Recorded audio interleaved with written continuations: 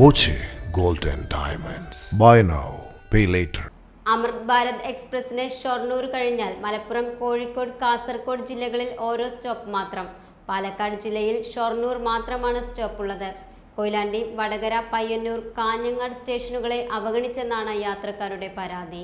ഷൊർണൂർ കഴിഞ്ഞാൽ മംഗലാപുരം വരെ 5 സ്റ്റേഷനുകളിൽ മാത്രമാണ് വണ്ടി നിർത്തുക. തിരുവനന്തപുരം, കൊല്ലം, കോട്ടയം, എറണാകുളം, കണ്ണൂർ ജില്ലകളിൽ 2 സ്റ്റോപ്പുകളുണ്ട്. ആലപ്പുഴയിൽ 3 വണ്ടി നിർത്തും.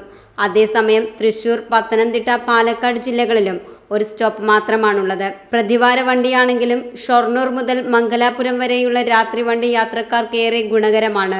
നേത്രാവതിക്ക് ശേഷം പിന്നീട് രാത്രി വണ്ടികൾ ഉണ്ടായിരുന്നില്ല. ഇതിന് ഗുണമായിരുന്നു അമൃത് ഭാരത് വണ്ടി. എന്നാൽ മലബാർ മേഖലയിൽ സ്റ്റോപ്പുകളില്ലാത്തതേറെ പ്രതിസന്ധിയുമായിരിക്കുകയാണ്. വന്ദേ ഭാരത് ഒഴികെയുള്ള വണ്ടികൾ കണ്ണൂർ വരെയാണ് യാത്ര ചെയ്യുക.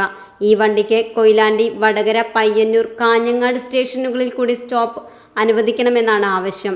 3 സ്റ്റേഷനുകളിലായി പ്രതിവർഷം 20 കോടി മുതൽ 30 കോടി വരെ ടിക്കറ്റ് വരുമാനമുണ്ട്. ഇതിനേക്കാൾ കുറവ് വരുമാനമുള്ള സ്റ്റേഷനുകളിൽ പോലും ഈ വണ്ടി നിർത്തുന്നുണ്ടെന്നും യാത്രക്കാർ ചൂണ്ടിക്കാണിക്കുന്നുണ്ട്.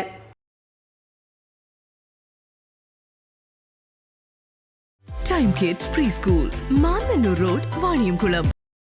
Dot view news. കാഴ്ചകളാണ് ലോകം, കണ്ടു തുടങ്ങുക.